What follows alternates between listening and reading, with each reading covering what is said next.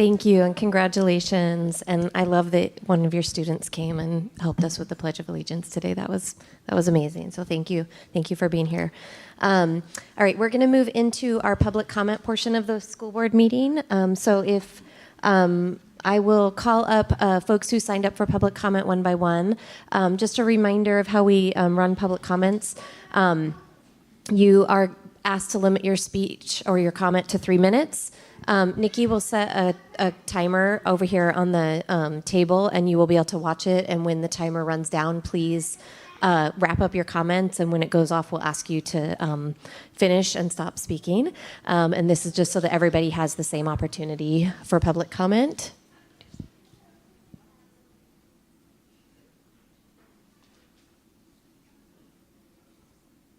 Yep. Also, our YouTube channel went down due to a power outage, but it's back online. So if you're joining us again on YouTube, welcome back. So each person will have 3 minutes to give public comment.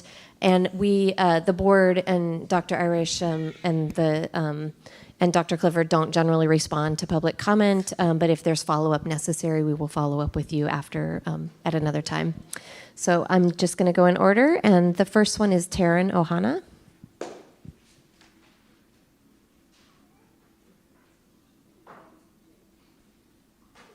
And you just, go up. And please use the microphone because there are folks listening online. So thank you. Hello. My name is Tarn Ohana. Thank you. This is my first time attending a school board meeting live. I had no idea it was going to be the hottest ticket in town. Like, wow. Good evening.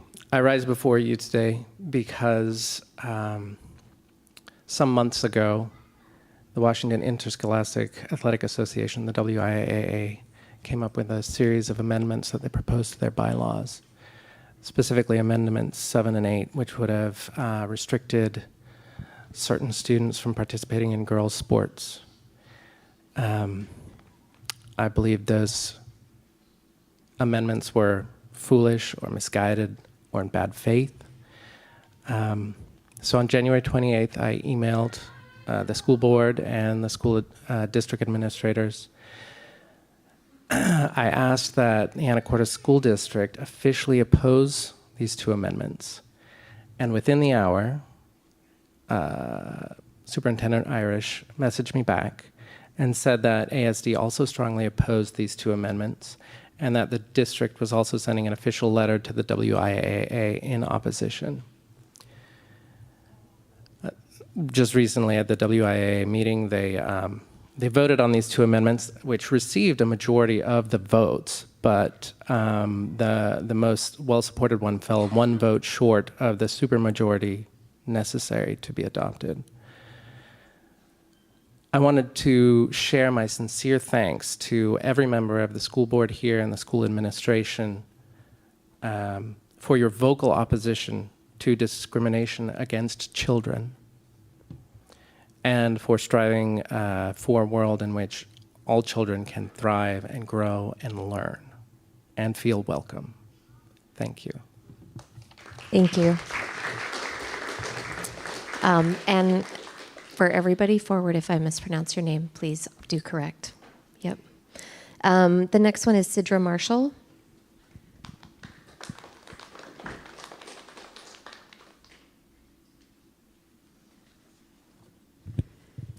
Hello, I'm Sidra Marshall, a sophomore at AHS. I'm here to talk to you about the district-wide reduction of school counselors. We are here today in solidarity with our district counselors and peers. We value our counselors too. You are not alone in this. Despite my extensive research and correspondence with informed individuals, I'm not going to reiterate what we all know. The truth is, I could spit facts and figures at you all night and it would do nothing. You already know. We all know. This isn't a decision we wanted to come to. But I ask you, how will you deal with the repercussions of this decision? With a nationwide youth mental health crisis exacerbated by the pandemic and student reportings from the Panorama survey taken this past October of a lack of physical and psychological safety at school, a lack of social connection between teachers and students within and beyond the classroom, and a perception that we aren't valued members of the school community, counselors and additional support are at a greater need than ever before. How will you support us now? How will you address the rising rates of suicides and its reverberations on your students? Therapy is inaccessible, and school counseling serves as an intermediary for students in crisis. From firsthand experience, the Island Health program at our school is insufficient. It has a months-long waiting list. I've left class in times of panic, seeking my counselor who's already with another student. I don't get the support I need, and I'm penalized for it. This is a common experience that will only worsen now. How will you help us? I feel guilty or don't go to the counselors because I know other students are in greater need, and our counselors are already stretched thin. Imagine what next year will bring forth. Students with or without a diagnosis will struggle even more with getting 504s, IEPs, or the support they need, which, although not a direct violation of free and appropriate public education, walks the line. So I ask, how will we get the help we need? Our high school and beyond plan isn't fulfilled with advisory. As a student wanting to pursue my passion and go into an already impractical arts career, a lack of counselors puts the onus on me to pave my own way. In such dire times, what will you cut next year? Low student enrollment is impacting our budget. I reckon it will decline further now. I beg of you, the board and the union, please negotiate for the good of the students. Do not finger point, reach a compromise. Do not just speak of one. You work for us. Please reflect this. With a reduction of counselors, the school district doesn't have a backbone. When there are fewer counselors, your students will suffer. We will suffer. The adults of tomorrow are bearing the impact of this decision. Thank you. Thank you, Sidra. Allison Claridge.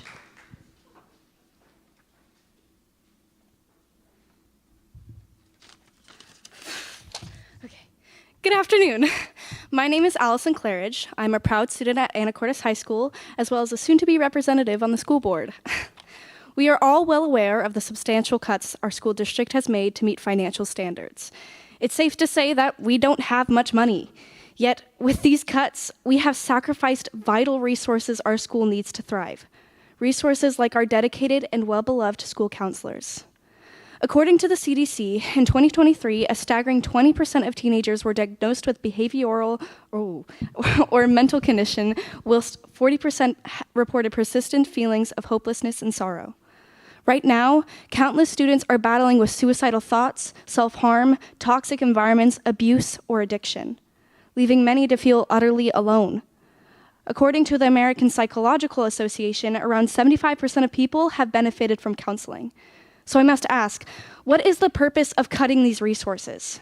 Does it aid our students? If we cut our counselors, how can we ensure every student in our district feels seen, heard, and valued? Our counselors are a nurturing force who plant the seeds of development, guiding our students so they can bloom. Without them, we risk stunting the growth of our students and denying them the support they need to flourish. Although this decision is already in motion, I urge you to reflect on the profound impact these decisions place on the well-being of our student body. I implore you to do better. We must strive to create a future where every student feels they can succeed. And the only way we can do that is if we support our counselors. Thank you. Thank you, Allison. Bella Harris.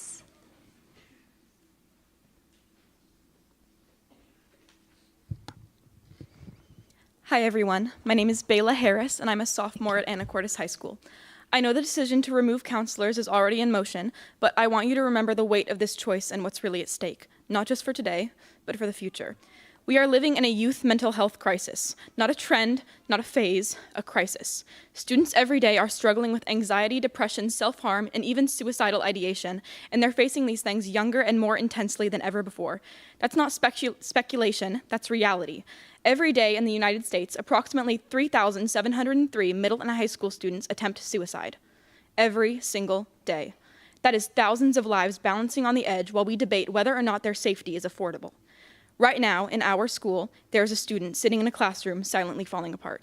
You wouldn't know it by looking at them. They smile, they turn in their homework, but inside they're carrying something so heavy, they don't know if they can survive it. I know this because that used to be me.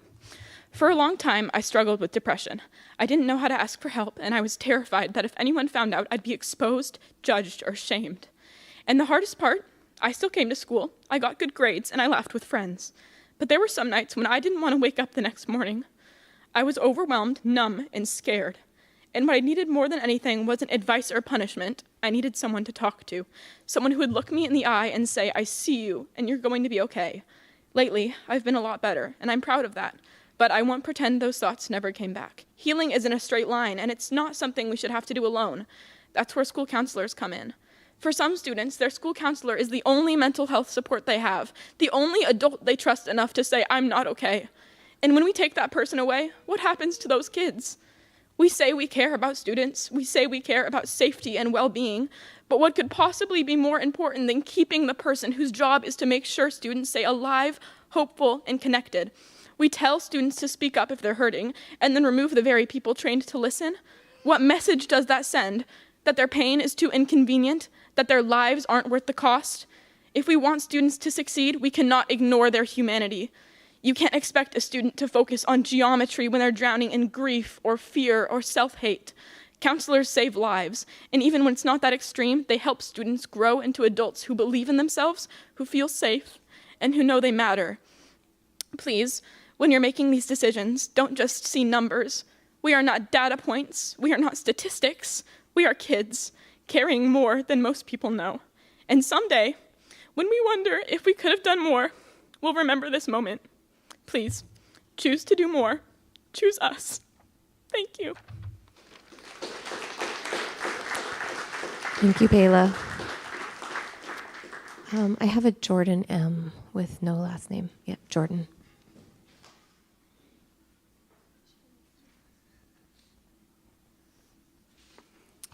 Hi. My name is Jordan Marin, and I'm a sophomore at Anacortes High School. I'm going to carry out the rest of this speech in the most respect I can. Although I mean no offense to anyone here, I do need to express the feelings of the student body. Let me get something straight. I don't have depression, and I don't have bipolar disorder. I do have clinical anxiety, and there was a point in my life where I was struggling. Every person I met, every social interaction, every assignment, every test, and every grade, it was never enough. And the little voice in my head told me none of it was worth it. And there was a point where I really, really thought it was true. Now, during sophomore year, I've gotten way healthier. I learned more about my mind and how to overcome it. I saw a therapist regularly, and yes, you guessed it, a counselor. So I'm an example of someone who isn't struggling very much anymore. So why should what I have to say matter? Well, why shouldn't it? Shouldn't me being so upset about the situation show the gravity of who this will affect? I can't put into words how important our counselors are to us. 2 years ago, the AVID program was cut. I was a part of that AVID program. I learned more from the AVID program than I have in my whole high school career. I learned more about how to be an adult and how to conquer life. And I get it. Important things are expensive. It's a real budget killer. And the counselors are the heart of it all. They're not something we can cut. In case you all forgot, we had a student commit suicide this year. Not a car crash, not an illness, suicide. I knew him. His name was Austin. You want less counselors, you want more people making the mistake Austin did. I also ask for alternate solutions. If we're going to cut our counselors, what are we going to do to compensate? Most people who are really struggling, especially people of high social status, won't talk to many people about how they feel. They're afraid of being called weak, and that happens more often than you all may think. So no, most people who need help won't go to the mental health club, and definitely won't talk to anyone besides a private counselor. So in summary, sure, let's cut our counselors, but watch as the student body falls apart from the inside out, because mental health is the biggest killer among students today. Thanks. Thank you, Jordan. Next, we have Kimber Cornelius.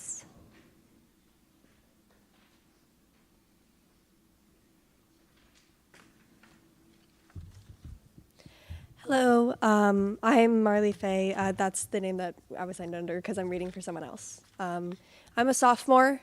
I may not be reading my own thing, but this problem means a lot to me. To preface this, we organized this whole thing beginning on Saturday, despite our busy schedules and end-of-year bustle. Many wanted to attend, but couldn't because of scheduling conflicts. This is simply a fraction of the students who wanted to attend out of the mere context of a single student's phone. We apologize in advance for any redundancy, but this is the best we could do. We are here to show we care. We are here as the students impacted by this decision. We want to unite as one voice, not just single people. Thank you. Thank you. Christina Markovich.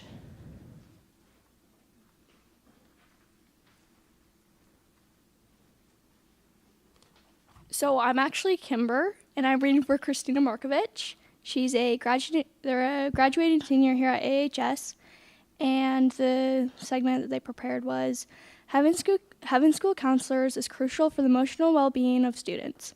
Not only that, but counselors have the resources and experience to help students with their future and with their future during and after high school. Without this help, students will not be able to access the support and efforts from counselors. From my personal experience, having many counselors helped me figure out my goal after high school and during my high school years. By taking away these wonderful counselors, the skills and knowledge will be diminished from the presence of students. I hope the school board will take into account the tremendous loss of counselors. Thank you. Nadia Carr.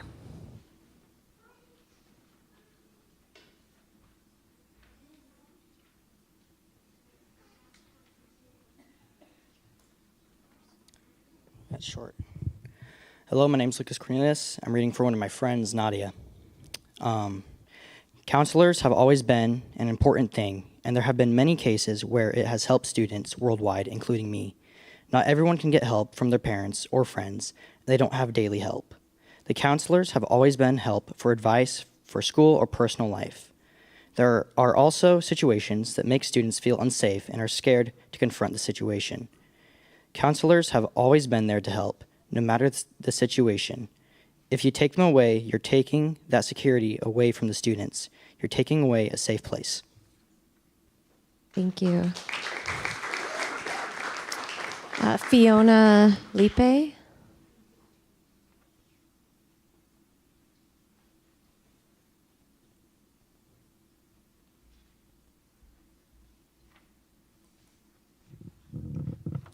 Good evening. I'm Kaylin Frost, a senior, and I am talking for sophomore Fiona Lip, who couldn't make it today due to being on vacation. Recognizing the significant and unprecedented budgetary challenges facing the Anacortes School District and other districts in Washington, I want to emphasize the importance of school counselors and how crucial they are to the success of students. I implore the board to make every possible effort to maintain the current level of counselors at Anacortes High School. I understand that the reversal of this decision may be infeasible confessible, sorry, and ask that the Anacortes School Board recognize the detrimental effects that they will have on students and take this into account when making future decisions. Thank you. Thank you. Ezekiel Fernandez.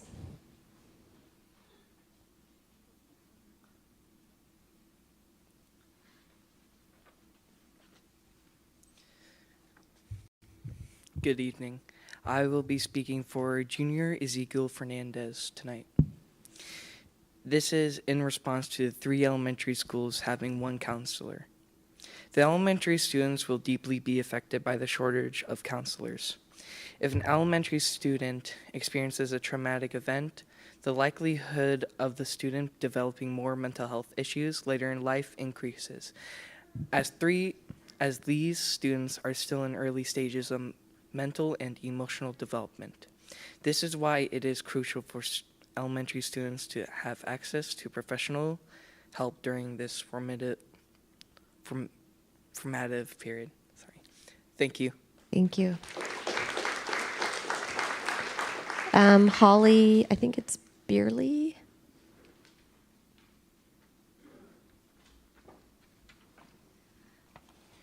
Hi again. Okay, Holly Byerly, a senior graduating from Cap Sandy High School who couldn't attend, says, "Without school counselors and school social workers, I would not be graduating from high school this year. At the beginning of my freshman year, I would get so nauseous from anxiety that I would stay home from school. I hated going to school because my academic performance was very poor. I found it difficult to focus in classes, and I was convinced I would drop out by the end of the year. But because I had access to a counselor, I was able to advocate for myself and my education, which landed me in a very accommodating alternative school. Through counselors, I was able to get an ADHD diagnosis, an IEP, and the accommodations I needed in order to graduate. Not only that, I enjoy going to school now. Counselors are so incredibly important, not just for the mental health enrichment, but for academic success as well." Thank you. Thank you. Kate Bevengey?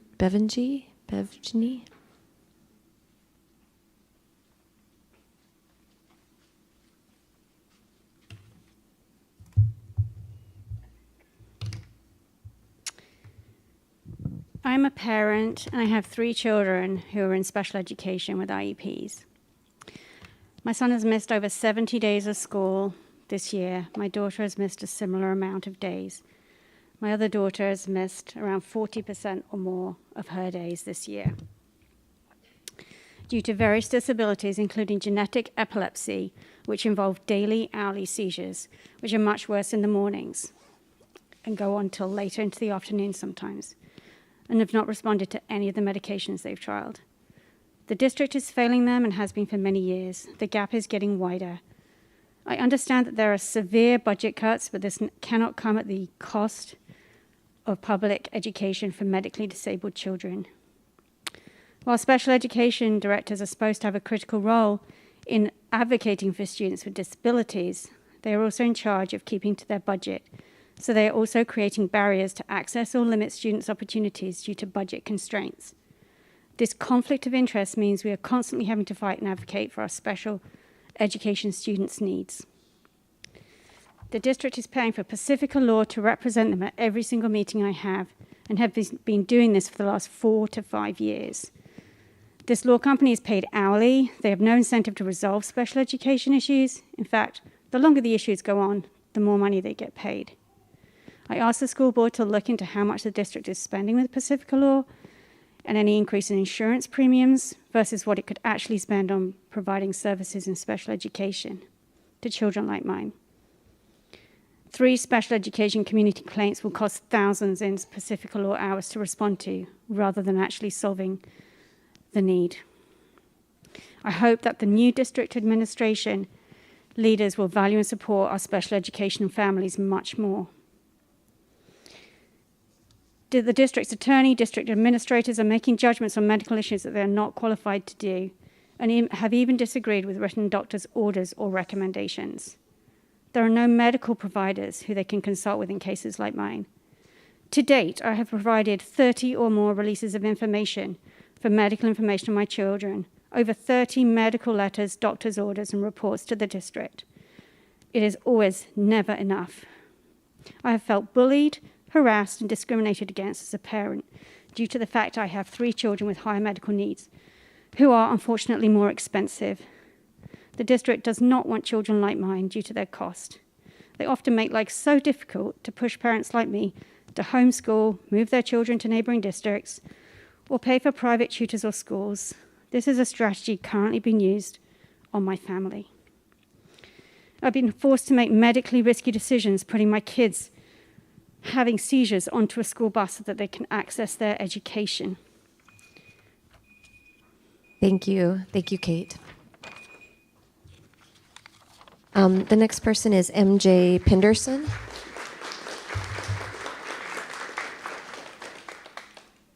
Anderson, sorry. MJ Anderson?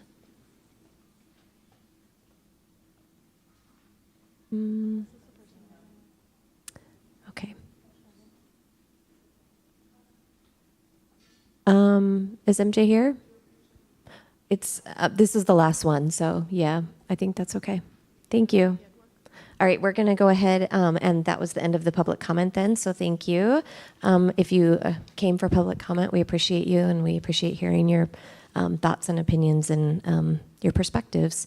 We are going to move into board comments, and I'm going to go ahead and kick off our board comments this evening with a statement from the board on the superintendent with Dr. Irish and the board's plans for moving forward.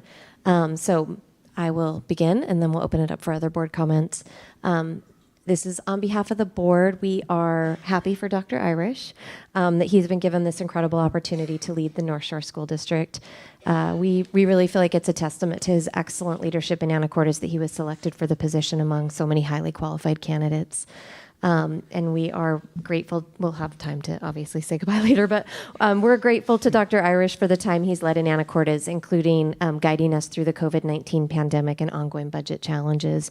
And we're fortunate that Dr. Irish is committed to seeing us through this transition, in addition to maintaining a presence in our community.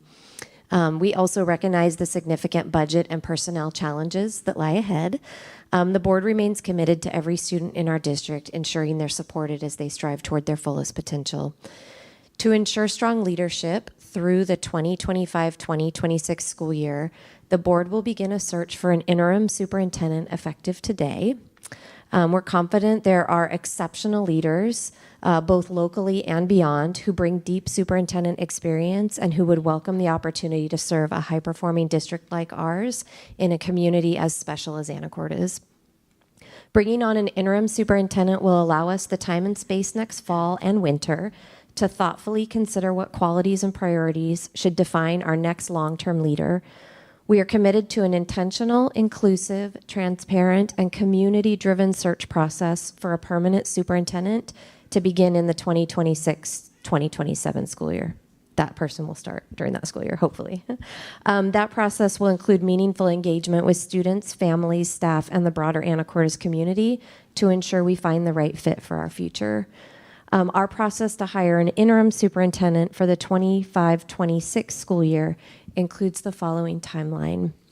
Planning and preparation began today, May 24th,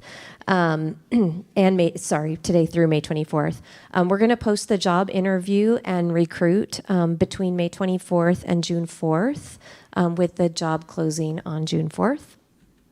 We hope to screen applicants starting on the 5th of June, and we're hoping the interviews will be able to take place on June 11th. At least that's what we're planning for. There's a lot of other big things happening in the district that day, but the board is available to do interviews.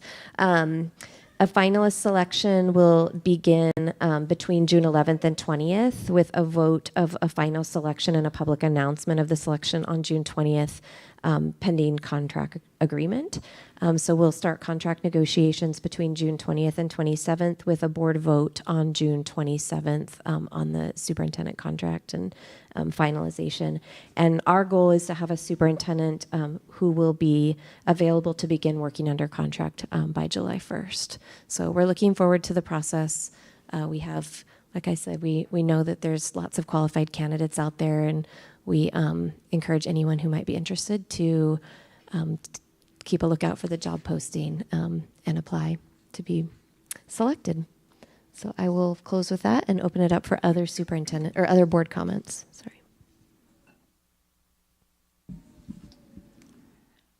First, I always want to thank everyone who comes to speak for public comment. I'm a big believer in having your voice heard, so thank you for being here tonight. And then thank you for sticking around for some of our business. I wanted to share some exciting news for those of you that are in and out of Broadniak. You've already seen after a year and a half or 2 years of trying to reimagine what a memorial honoring those who we've lost from Anacortes High School could look like, we have finally finished that project. So when you walk into the Broadniak lobby, there is the whole area, and the walkway now is the Anacortes High School Memorial art piece and poem. So the Anacortes Arts Festival, along with our partner Sherry Shavers, put together this project, and we brought on board artist Paul Thorne from our community, who's a blacksmith. And if you haven't had the opportunity to see Paul's work or work with Paul, he is a pretty amazing human being. And then we have a poet from Anacortes. His name is Sam Green. He was a poet laureate, I believe. And Sam has written a poem to honor those who we love and we've lost.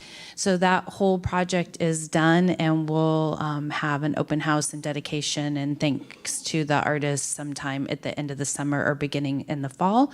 But I invite you to make sure you walk through those doors. It's a pretty magical piece, and the experience of standing there and just, honoring what that is in the circle of life is fabulous. So I'm grateful that in my other hat, I got to be a part of that project, and we're really grateful that we were able to get it done before the end of the school year.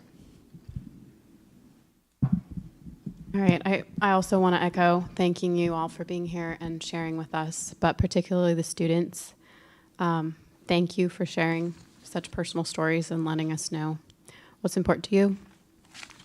We're listening, and we also agree that counselors are important, so we will continue to work to find a solution.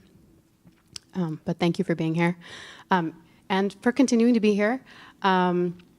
If you don't stay for all of it, your student board reps all have some things to share tonight that might be worth sticking around, so I recommend that. They have more on the agenda than they usually do, and they also get a comment moment. And within all this, since the next time we meet will be the day after graduation, there's a lot happening. Our students are doing a lot of incredible things. I hope that everybody will get a chance to see their plays and concerts and celebrations and scholarship awards and all kinds of amazing things. And I'm really honored to get to work for you all and appreciate you continuing to do amazing things that inspire us, and hopefully we'll all figure out some solutions together. So thank you for being here.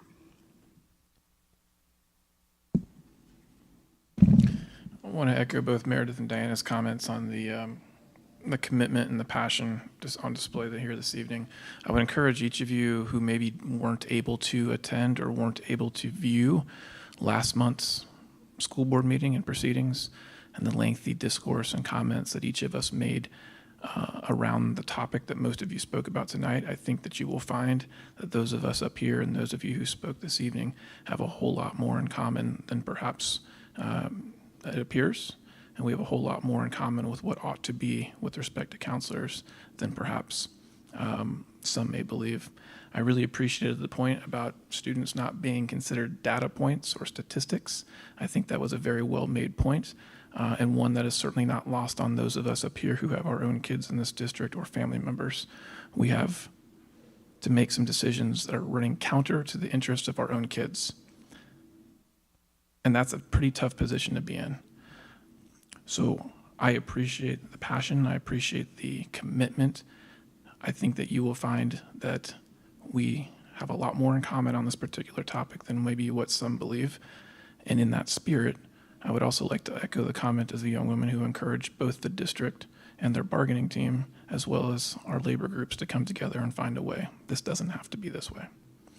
With that said, I wanted to point out a couple other things that are going on in our community right now, and it's good news. We've got so much good going on in the district right now, and a lot of it centers around our activities, our co-curriculars, and our sports. Whether it's baseball, track and field, drama, various concerts, or any of the dozens of other co-curriculars and clubs, we've got a lot of good things going on. And I think that we need to keep that in mind as well, while we also work through a lot of our challenges. Both things can be true. And while those accomplishments that I just mentioned are those of the students, those opportunities don't happen on their own. It takes a lot of coordination, foresight, leadership, and day-to-day, hour-to-hour engagement to make those opportunities happen. And I wanted to take this opportunity to publicly thank and publicly acknowledge the individual who pulls a lot of the strings and does a lot of the things behind the scenes to make those opportunities available, and that's our Activities and Athletics Director, Justin Ports. I think there's a tendency sometimes to take the things that he does and things that people like him do for granted. And I just wanted to publicly acknowledge how much he does, how much he contributes, how much he cares, and how much he's doing for our community, our schools, and most importantly, our students. Some students don't even recognize the things that he's doing, but they are benefiting, whether it's taking a negative ASB balance and putting it up to low six figures, whether it's making more opportunities available for sports that didn't exist, whether it's going and making sure that every club and every activity, whether it's sports or not, has the resources that it needs. It is so much more than football championships. It truly, truly is, and we are blessed to have a leader like that. Next month, when we send 200 seniors into the world, many of them will be walking across a stage because activities, clubs, and sports kept them coming to school, gave them a sense of place, gave them a sense of belonging, gave them community that perhaps they wouldn't have had elsewhere. Whether that is football, whether that's bowling, whether that's drama, whether it's girls' tennis, whether it's any of the clubs or activities that our students are really fortunate to have opportunities to participate in, a lot of those things provide senses of belonging and purpose. And that's really, really important, especially to the context of a lot of the comments that were made this evening. And again, those opportunities don't happen by themselves. They happen because someone like Justin Ports works hours and days well beyond what he's compensated for. But he does that because that's the kind of person he is and the kind of leader he is. And we, again, are very lucky to have him on our team. So please, the next time you see him in Broadniak or the Commons or supervising events after hours or chasing students around campus during lunch, please let Coach Ports know how much he's valued and how much he's appreciated. All right. Thank you. We have our superintendent and assistant superintendent comments. All right. Thank you. I want to echo a lot of what you all have said. I really appreciate hearing from students and hearing the impact that decisions that are made have on you. And I want you to know that we do hear you and are doing everything we can to support you. And so thank you for being here today, and thank you for speaking out. It's impressive to hear your passion and your commitment and your advocacy. So we'll do what we can to support. I also just want to thank you for all that you have done as a board. It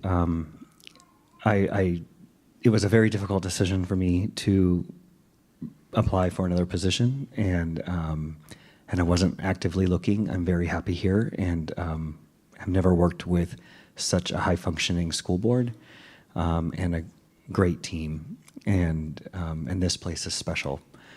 Anacortes, the staff, the community, our students are incredible. So when this opportunity became available, and I looked into it, I had a hard time saying no because of the way in which that district also aligned with my values and the opportunities that it would provide for me for my growth as a human and as a professional. And as much as I am excited for my own professional growth, it is a bittersweet moment, and I thank all of you from the bottom of my heart and the support and the work that we have done over the last 5 years together. And and this incredible staff and community. So it's been a hard decision, but I'm grateful for you, and I'm grateful for the opportunity to have served for the last 5 years. So thank you. I also want to recognize that the Island View team has also put together a great video that we want to show you about Julie and Amy, about the important work that they do and the award that they got. So I want to share a little fun video with you.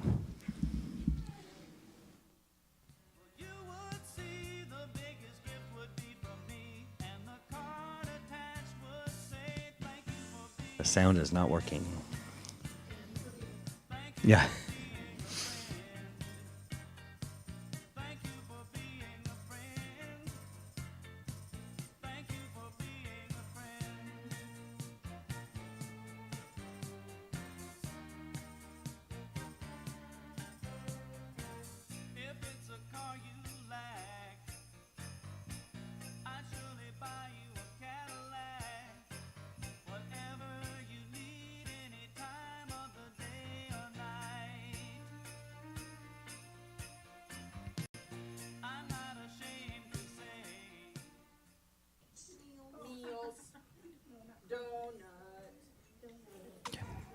Okay, so Mr. Panda says, no, you cannot have a donut. He says, no. We cannot turn it up. It's not working. It's right in the middle. And then donut. Good job. We'll publish it on Facebook? Okay. Hey, Jalen, tell me about your favorite tour. All right, well, while this is going, I also want to, again, recognize Amy Hong and Barrett Financial for your partnership and for making this grant possible for two amazing employees who are making an incredible difference in the lives of our kids. And so thank you for making a difference in our community.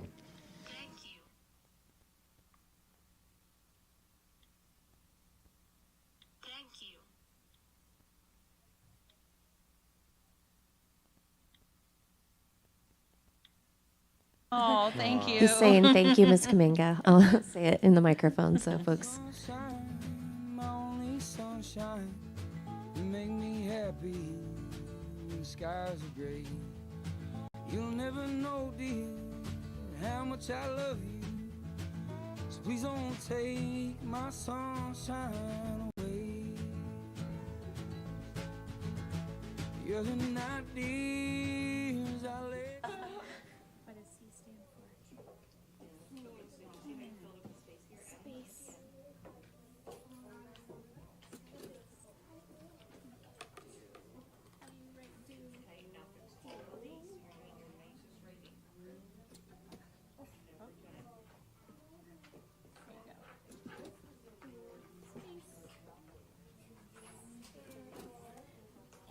Braille typewriter, yeah. Oh. Mm-hmm.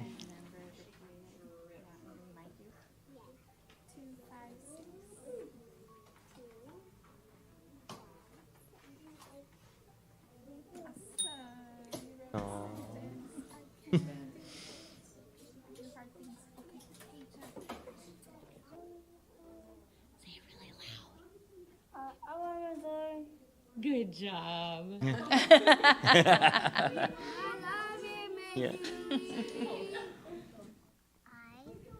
Thank you for helping me learn. I enjoy spending my time with you. No, this is great. We definitely will all watch it and listen to the sound when it's published.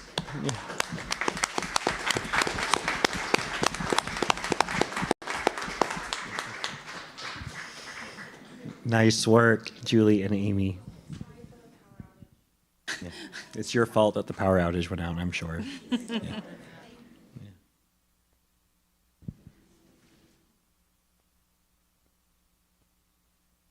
Yeah. Okay, that is it. Thank you. Yeah. Thank you. Dr. Yep. Clifford? Yep.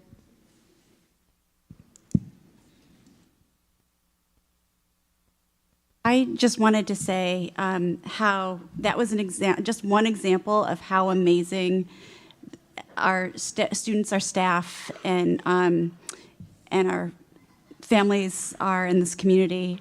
Thank you to the school board, our administrative team. We have a really, truly, incredibly fantastic and exceptional school district. And I just wanted to reiterate that because Anacortes is like almost all districts in the state having very difficult financial times. And I don't want that to underscore or be the overshadow of all of the amazing and incredible things that are happening here and the outcomes that our students are having. And I wanted to thank the students. I also want to thank the staff last month for advocating on behalf of students. It's important. We've been working really hard to make sure that we can do the best we can in our transition to make sure that everything is set up for success. And so one of the things I want to share is that we do have somebody that's coming in for the executive director of teaching and learning. That's not the role, but I'm just going to say that. And we have some overlap. It's cost neutral. I've reduced my salary to have her come. And one of the things that I will do is make sure that she's connected in with our partnerships. And if there's any way that our partners can be paying attention to the asks of the students to make sure that we have a way to mitigate, I will add that to my list of things.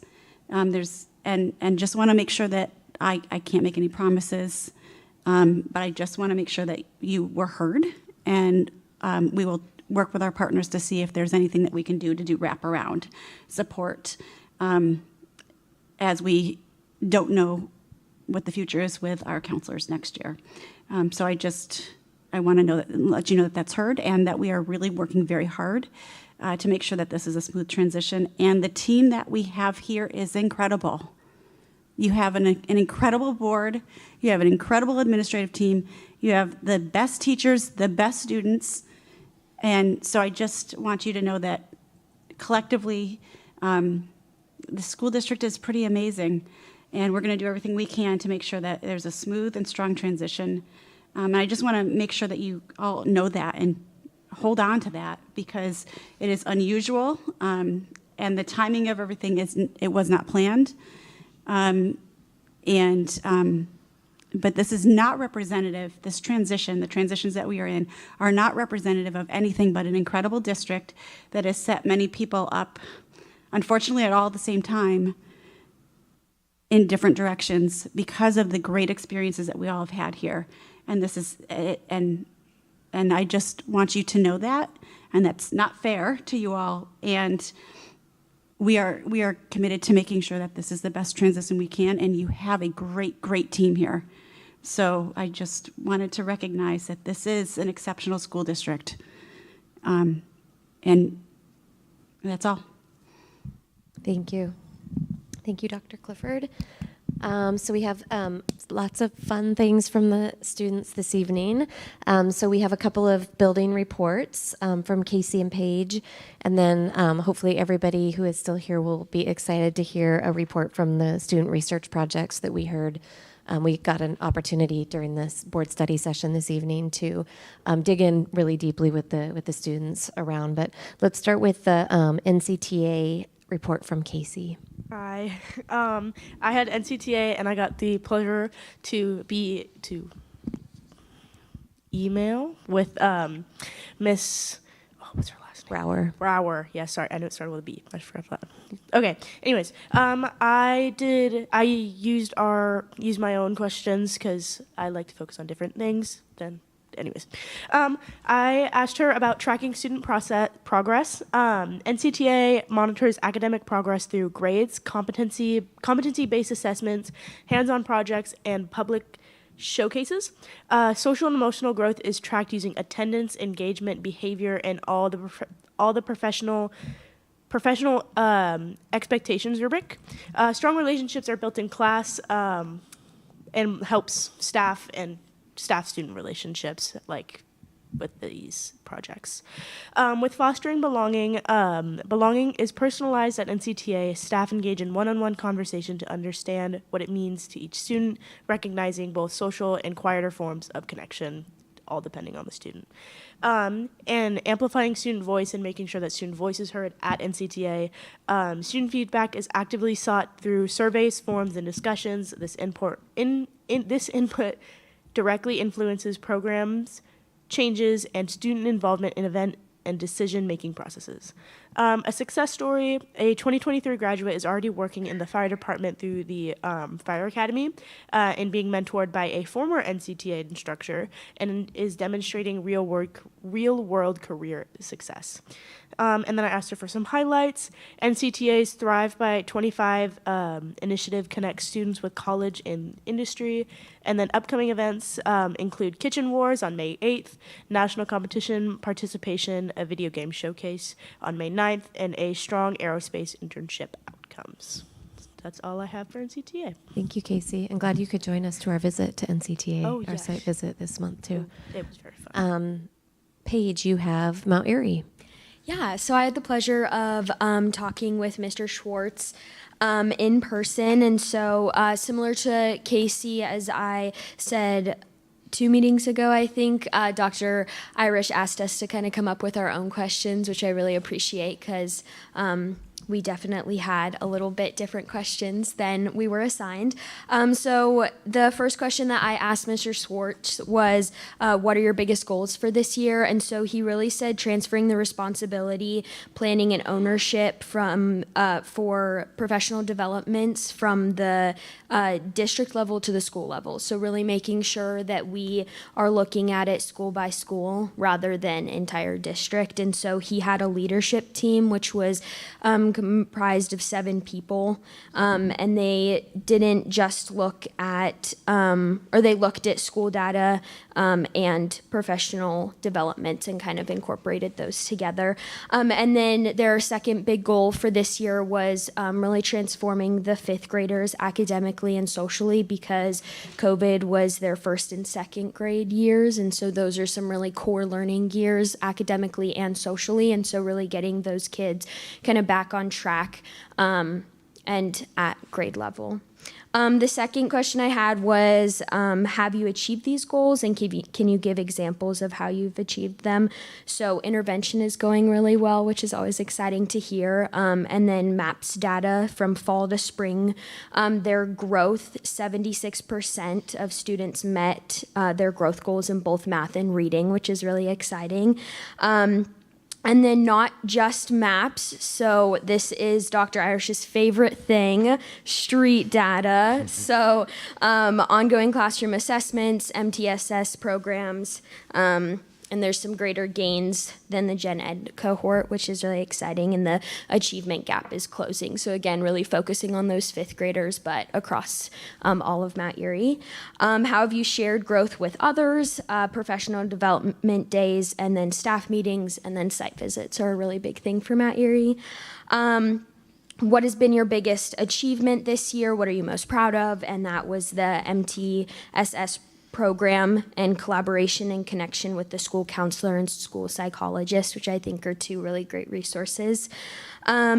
And then there used to be an SS team, and that was a group of people, and usually they would take students who are struggling and put them right into special education, but now it's not that way, and it's more student-centered, so we're trying to get more IEPs where students can stay in at grade level classrooms for longer with just more support.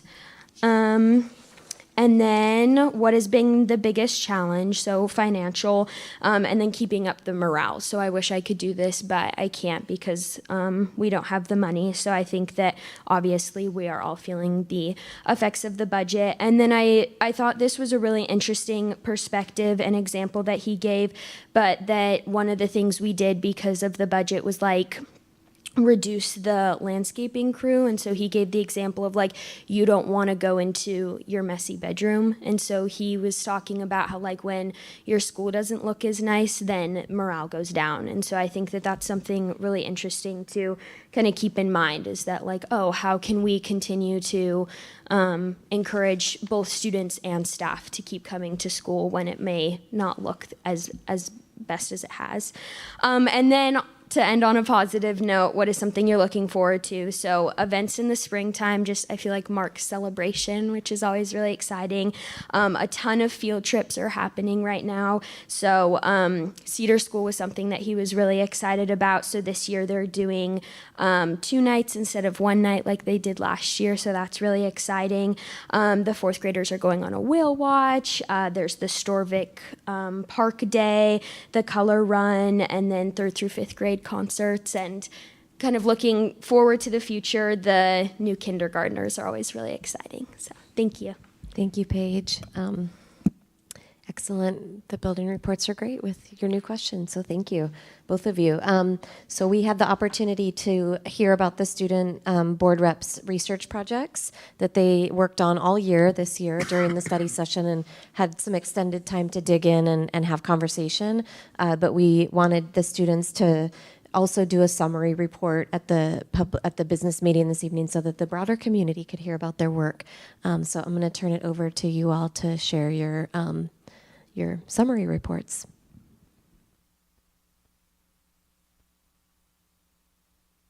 Okay, it's on. All right. Hi, everybody. Thank you for still watching our summary of our reports. We're just going to give a quick little overview. So kind of what we did was we were able to talk to middle school, Anacortes High School, and Cap Sandy High School a little bit and get some more data of sense of belonging and interaction and focus centering the panorama survey that we did. So since we have a couple minutes, we're just going to quickly talk about what we saw from each school. Yeah. We have slides on this too that'll all be published, so if you want to look at the slides, more than welcome to. I am going to be talking about Cap Santee. We kind of based all of our stuff, both the high school and middle school and the elementary school, based everything based off of what they were very good at, what they could improve on, and what we'd like to know more about. For Cap Santee, what they did really good at is being inclusive of everybody. Like, their peer-to-peer respect is very high, and they are they feel very included at CAP. They have very good teacher-to-student relationships, and they really enjoy the electives at the high school. They enjoy having that sense of being at the high school and having a fun class at the high school to do during their day. What we'd like to know more about is how attendance affects grades at CAP, if they have a special plan, if their grades are affected by that. And then Edmentum, yes. They have some pretty cool electives on there that some students really appreciate. And then when we were doing these focus groups, they just started to put in yonder pouches, so I want to see more of what that looks like next year. Yeah. All right, I'm going to speak kind of quickly, but moving on to Anacortes High School, things they're very good at is making sure that most every sport and club feels equally like they belong, including things like state send-offs and different fundraisers.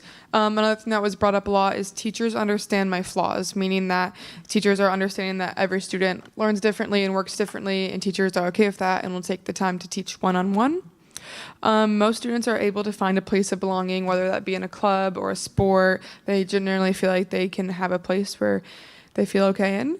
Dr. Dewey is really working well with hate speech interventions right now, and not just punishing, but also explaining furthermore what the word means and the consequences of that word. Things we want to know more about is if we can connect the bridge from Anacortes High School to Cap Sandy High School a little bit more, and just seeing if we can build connections there so students at either school wouldn't feel isolated from the other school. And then things that need improvement on is Cultural Heritage Month. We do recognize that we're not a very diverse school, but still making sure that every culture is well represented here. And then also how we can get quicker meeting time with counselors, because we know that that's something that can take a little bit. So we're just seeing if we could close that time a little bit more. And then moving on to Anacortes Middle School, they spoke a lot about how fun the dances are, and then just things at the dances that would make students feel like they are having fun. It's not just a dance, and also to go to the dances, you need to keep good grades, so that's an incentive there too. Students love progress trackers, and then they also mentioned funny slang from their teachers, saying words like lock in or like you know what I'm talking about. And things that teachers want to know, or things that we want to know more about, is how at the middle school engaged teachers are with the subject that they're teaching, and if they truly feel like they can fully engage in that. And then how well are students being set up for Anacortes High School at the middle school, and if they feel prepared and ready, because a lot of students didn't feel like they were fully prepared and ready. And then things that they can work better on is breaking up cliques, or how they can have the cliques be more inclusive, because it's obviously okay to have your own friend group, but just making sure everyone feels like inclusive in there. And then relationships with students to teachers, how we can build that a little bit more up with just things like sitting at the door, welcoming students in, and then also meeting time with the counselor. And that is our report on the 3 schools. Thank you. And Paige and Zephyrin are going to talk about the elementary schools. Okay. Oh, there we go. So ours is much more concise. If you would like if anyone wants extra details on exactly what the presentations is like, you can just email me and I can send you a copy of it at zephyrin.earhart@gmail.com. So in March, Paige and I had the privilege to attend each of the 3 elementary schools here in Anacortes. We met with varying numbers of students at these schools, holding focus groups with them, and during these focus groups, we discussed belonging and inclusivity with the students. Our results showed that the students at these schools had exceptional senses of pride, community, and leadership. Students at these schools have worked to create a flourishing atmosphere for learning, equity, and inclusivity. Their feedback is not only valued by us, but by the board and the principals as well. So in summary, most students at the 3 elementary schools felt protected, valued, and heard at school. And as we continue to be consistent and set clear rules, students in the Anacortes School District will be able to thrive. Thank you. Thank you, Zephyrin, and Paige also, who probably helped write the statement. Excellent. We just appreciate every year the student board reps doing projects to help not only the board learn more about things that are part of our goals for the district, but also your contributions for the principals to be able to share the data back with the principals. And you all gave them some concrete ideas and solutions and things they could do to improve in those areas in their schools. So we just really appreciate you and appreciate the time and the massive amount of time actually that you put into your board projects every year. So thank you. Yeah, and you have comments. So additional comments from student board reps. Yes. Wait, did Bay just leave? Oh, dang it. I was going to say to all the students that came, you can relay the message to Bay, but thank you for being here. There's only so much that the 4 of us can do, and so you guys being here is so much more powerful than you may think it is. Yeah, and thank you, Sidra, for putting all of that together. It was really, really powerful. Your comment was very powerful. All the comments that everybody put together were so powerful to hear. So thank you for that. And then I want to say thank you and goodbye to both Dr. Beltramini and Dr. Irish and Mike Sullivan. Dr. Clifford, sorry. I am so sorry. I'm so sorry. Dr. Clifford, I am so sorry. I was looking at you before. But you guys are both so amazing, and it has been such an amazing opportunity to work with both of you, even if I haven't gotten close with you, Dr. Clifford. I'm, again, really sorry. But, yes. So thank you. That was so bad. That was beautiful. Wait, is this on? I can't tell. Okay. I also just want to say thank you so much to the students that came and spoke your guys' voice. Everything you said was just so powerful, and I just can't thank you guys enough. That was amazing. I also wanted to give Casey a huge shout out for this project. I think it was amazing. We did great, and I want to thank you guys for the opportunity for letting me have this project. And I'm not going to say my goodbyes and thank yous yet because there's another meeting for that, and I'm not going to get sad yet either. So, Paige, your turn.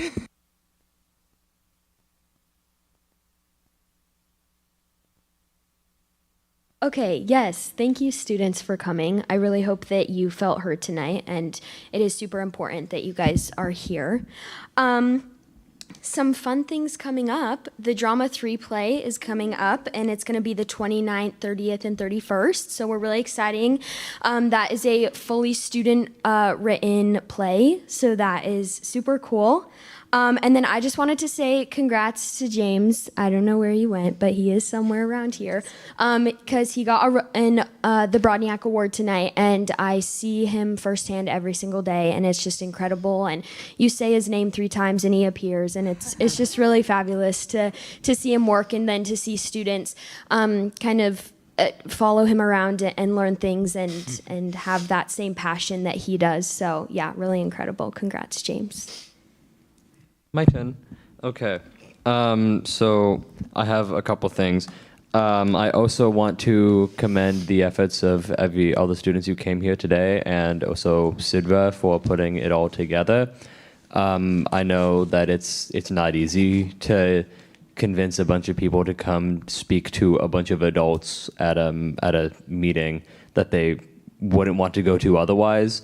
So I know that it's really hard to do that, and I really appreciate the effort that went into it.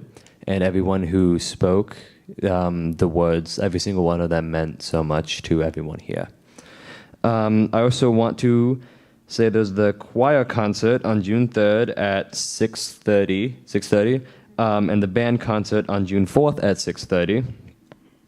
I also, Dr. Irish and Dr. Clifford and a bunch of other people in the district are unfortunately not going to be here next year. So we are going to have a lot of struggles next year, but I am excited to work with our new student board reps as well as the board we already have to make sure, to make sure that this, the board we already have, the same old boring board, to make sure that next year doesn't, so that we keep going in a positive direction. I also want to commend Mr. Yandel because I've worked with him since freshman year through the Broadcast Club and Digital Media Program, and he's not only helpful in Brodniak to the Drama and Tech Theater program, but also to the entire Digital Media Program. He is an extremely valued member of that program. Thank you. Thank you, students. We are going to move into our finance update. So we have an enrollment report to start with Mike, who's making his way up to the microphone.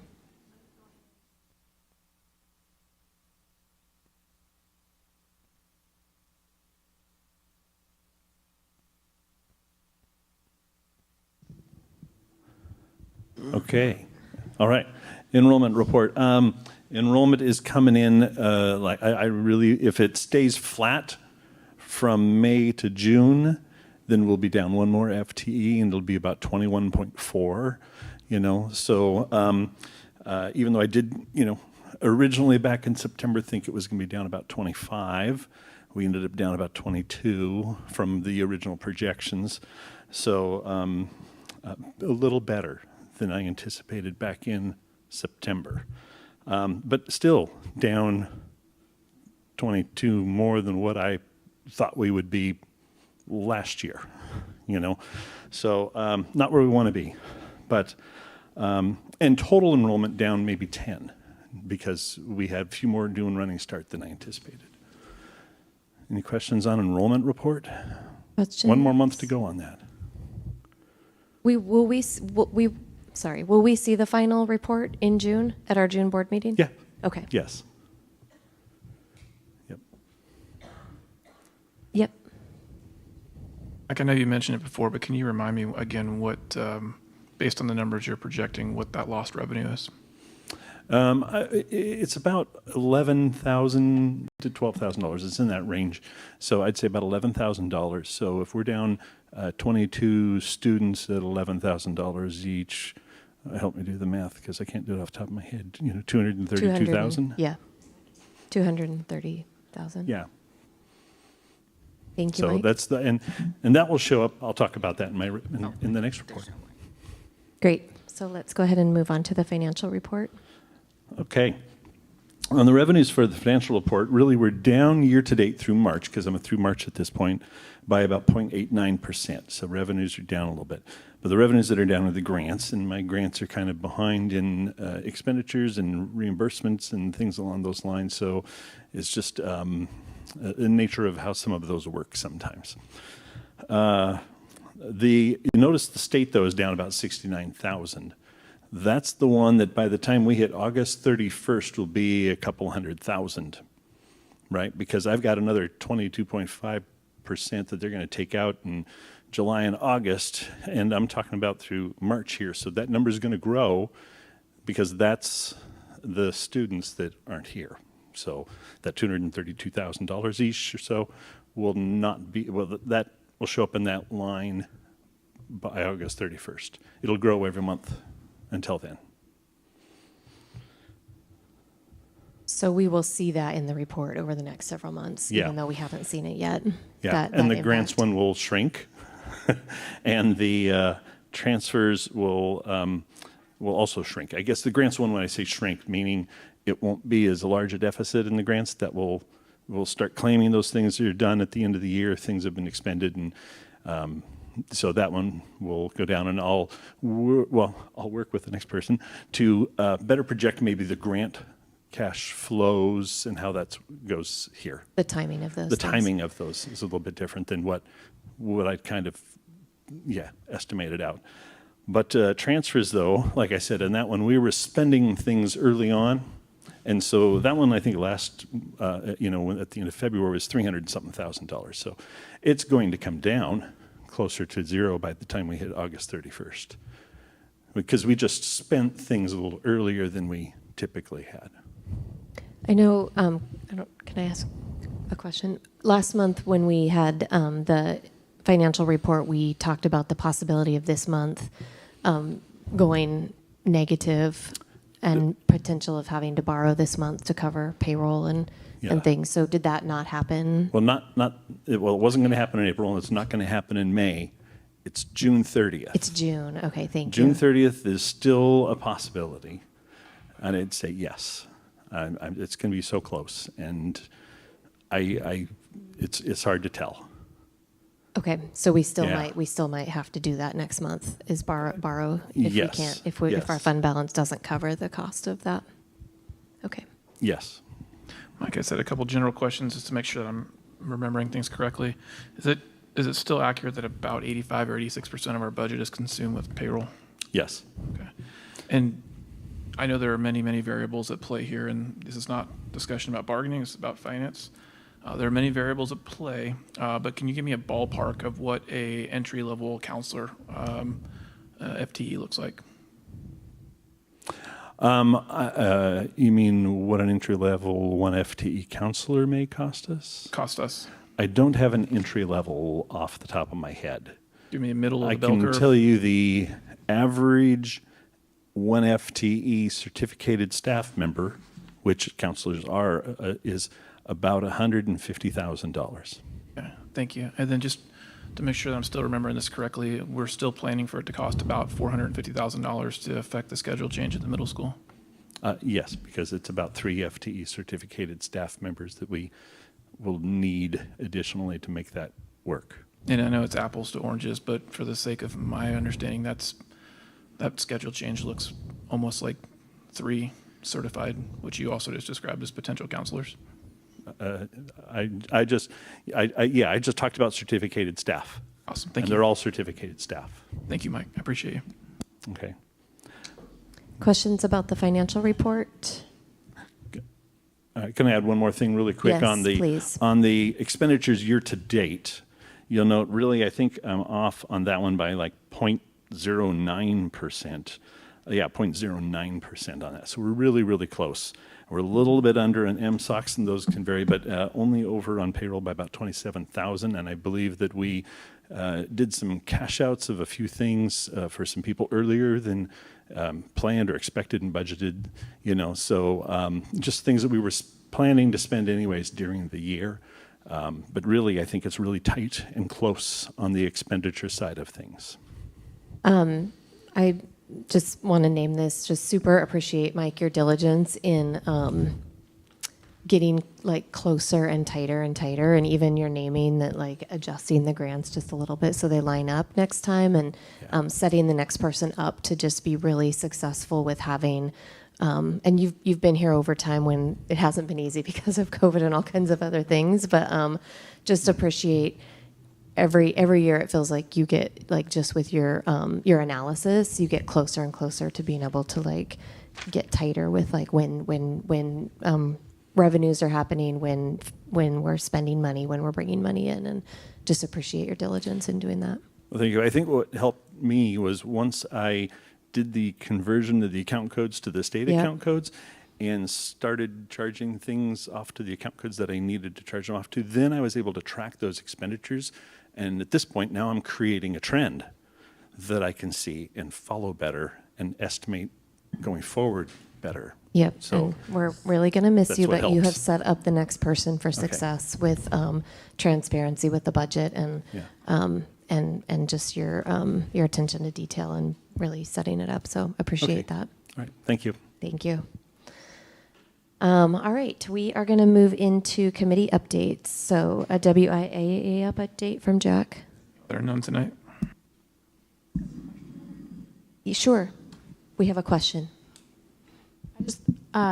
Jack, I don't know. So our very first comment this morning, or this, whatever time of day it is, evening, was in regards to the proposed changes to girls' sports in Washington, and that they didn't pass. But did I understand correctly that he said that they were still voted on in favor, and then they were just found to, can you just explain exactly what it is that happened there?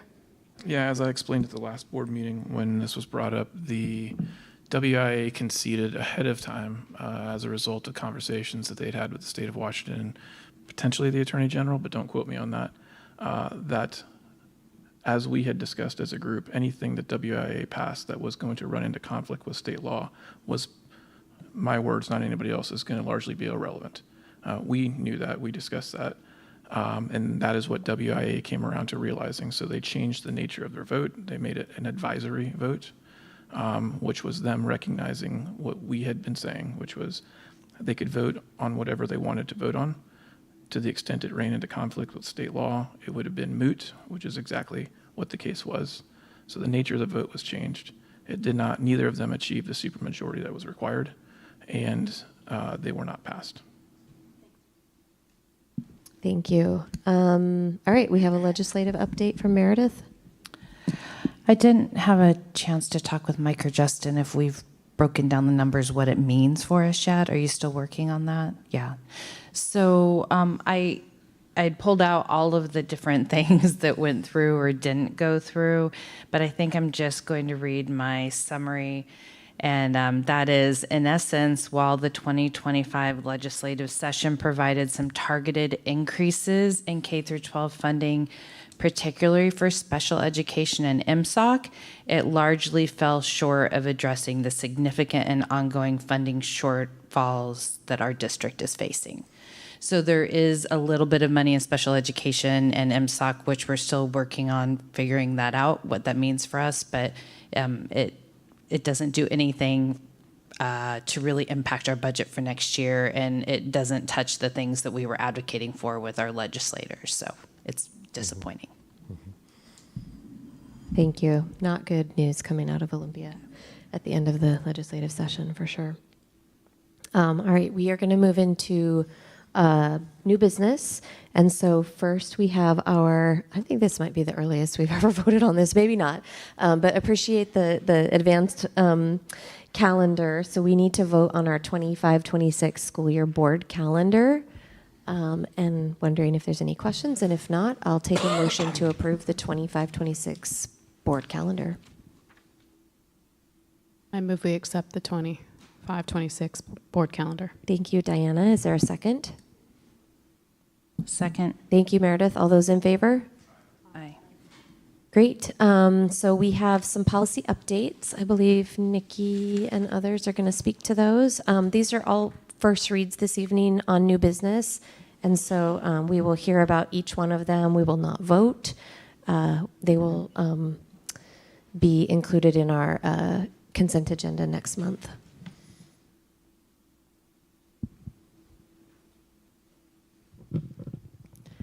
Good evening, board. My name is Nicole Tesh, and these are the policy updates for the May 22nd, 2025 board meeting. If I can get the clicker to work. Tonight, we'll have a first read of policy 1210, annual organizational meeting, 1220, board officers and duties of board members, 1225, school director legislative program, 1250 and 1250P, students on governing boards, and 2340, religious-related activities and practices. You'll notice that I'm focusing on the 1000 series. I'd like to get them cleaned up before the election in November so that all of the board items are cleaned up by the end of the year. The first one on the agenda is 1210, annual organizational meeting. Basically, this sets up the structure for the board and how they operate with their consistent leadership.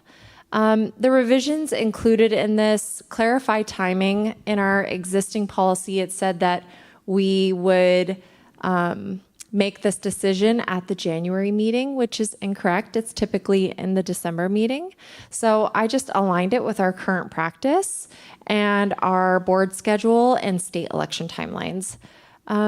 The other revision that was made was updating the legislative representative term from 1 year to 2 years per WASDA's recommendation to align with their legislative General Assembly that they have. That's every 2 years. So you'll see that revision kind of carry through some of the other policies that I'll share with you tonight. This is a discretionary policy from WASDA. Next policy is 1220, board officers and duties of board members. The purpose of this one just outlines the general duties of what you wonderful people do as board directors. The revisions include the clarification. This was called the WASDA Legislative Assembly, and they renamed it to WASDA General Assembly, so I was just making it consistent with naming. And that the legislative representative should obtain board support for proposals submitted to the assembly, which also aligns with our current practice. It just wasn't in writing. This is also a discretionary policy from WASDA. The next policy is 1225, school director legislative program. As I mentioned, so every school board has a WASDA legislative representative that makes an appearance and votes on behalf of the school board at WASDA General Assembly. The person on our board currently is Director Meredith oh my gosh, I'm having a glitch here.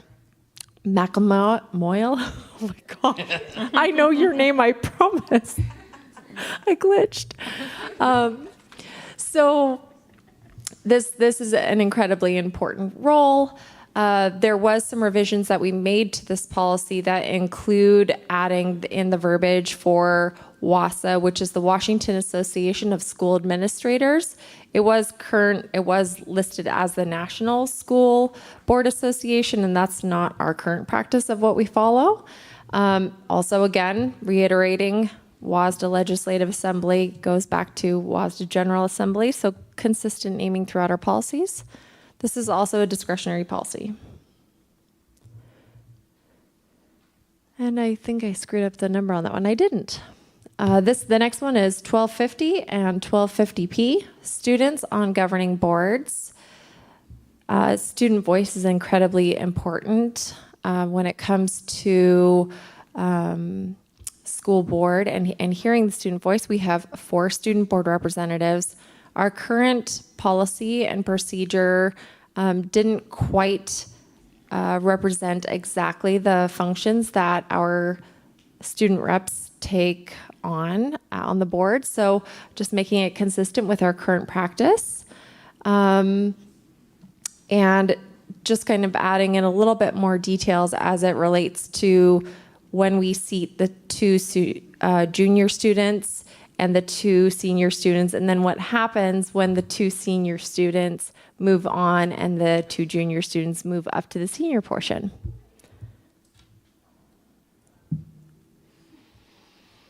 The next policy is Policy 2340, Religious-Related Activities and Practices.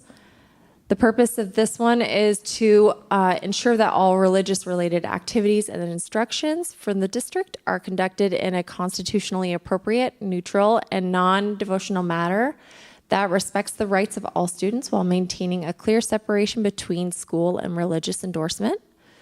The revisions for this policy include religious groups may use school resources such as facilities, bulletin boards for religious purposes outside of school hours when it does not interfere with school programs, and that students may be excused for religious instruction during the school day at parents' request as long as it's off campus. Those are tonight's first reads, and this is an encouraged policy from WASDA. Thank you. Are there any questions this evening? Yeah, thank you very much for presenting this, Nikki. A question I have on the last one, maybe this is for Dr. Irish or Dr. Clifford to answer, but on on BL, and you have it summarized at the bottom. It says a student, upon the request of a parent, may be excused to participate in religious instruction for a portion of the school day, provided the activity is not conducted on school property. And then the addition here, and provided the student's regular educational program is not disrupted. Can either of you give me a little bit more what the who defines that, who determines that, and what the defining characteristics of that are? Sure. So it would be during the school day. It would be up to the principal to make a determination of whether or not. So the example would be if you as a parent wanted to pull your child out to go to the church down the street to attend a religious club during the school day, but you had to miss math in order to do that, the principal would say it's not excused, you are unable to do that. But if it was happening during recess or during lunch, then you could be excused and the parent could take the child to church in the middle of the school day. This is in green, so it looks like this is representing an addition or a change. Do you have any background on where this addition came from? Yes, so this is modeling after other districts and other regions right now. There is a movement right now with local church organizations in setting up some partnerships with schools and offering religious activities during the school day. And we wanted to clean up the language to make sure that when a church or if a church in this community approaches us and says that they're offering a program to our students and they want the elementary kids to walk to their school or to their church during the school day, that we have clear language that we can deny that activity if it's interrupting their learning. Mm-hmm. Yep. Actually, I think I have two. The first one is about it's about the same policy, the last one. It's just the first part of that policy. Sorry.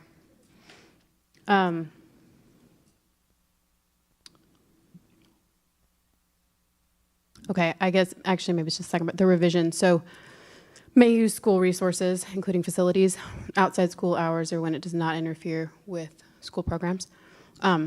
They would still pay our facility fees to do those after-school programs, correct? Correct. And would the school board meeting count as something that was a program that was being, I'm remembering when there was something happening that was very loud and we couldn't hear students presenting, and it felt very disrespectful to our program here. Would this count as a school program? It could. Or could it? Okay. It could, yes. Thank you. Casey has a question. Would this go, because at the high school we have the Revive Club, would that be for, would interrupting school, would that be for just organizations like if, say, the Lutheran Church wanted to come in, I don't know. Would that be just for them, or would it also be for like Revive Club? I don't know. Revive Club is a school-sponsored club. Okay. So it would fall under our club and activities. Okay. And that it does not align with this policy. Okay. This is for an outside organization that has no affiliation with our school district. Okay. Thank you. Great questions. All right. We will see all of these on the agenda next month. And just a reminder, we vote on the policy, not the procedure. So the 1250P is just for information only, not for, we won't vote on that next month. Great. All right. So policy governance, we have a stewardship pillar report evaluation, which was the final pillar evaluation that we did last month with Dr. Irish. So I'll take any questions or comments. Otherwise, a motion to approve the stewardship pillar report evaluation. I move that we approve the stewardship pillar report evaluation. Thank you, Meredith. Is there a second? Second. Thank you, Diana. All those in favor? Aye. Great. And then we have consent agenda A through I. Just a little reminder, or in case you didn't know, the resolution, the request for the state waiver days. We actually voted on that last month, but the actual requirement was that there was a resolution number with it, and it didn't have a resolution number last month, so we added the resolution number and just included it in the consent agenda with all the other consents. Otherwise, we wouldn't usually see something like that in the consent agenda. But any other questions? Otherwise, I will take a motion to approve the consent agenda. So moved. Thank you, Meredith. Is there a second? Thank you, Jack. All those in favor? Aye. Great. So we actually will have quite a bit more on our board calendar as we commence the superintendent search. That's not here, but what is here for right now is a study session and business meeting on June 12th, where we will get to probably say a lot of formal goodbyes and some hellos also to some new student board reps. So it will be a sad and happy meeting all at once. So with that, we don't have a closed session this evening because we're done with our evaluation. So I will adjourn our meeting.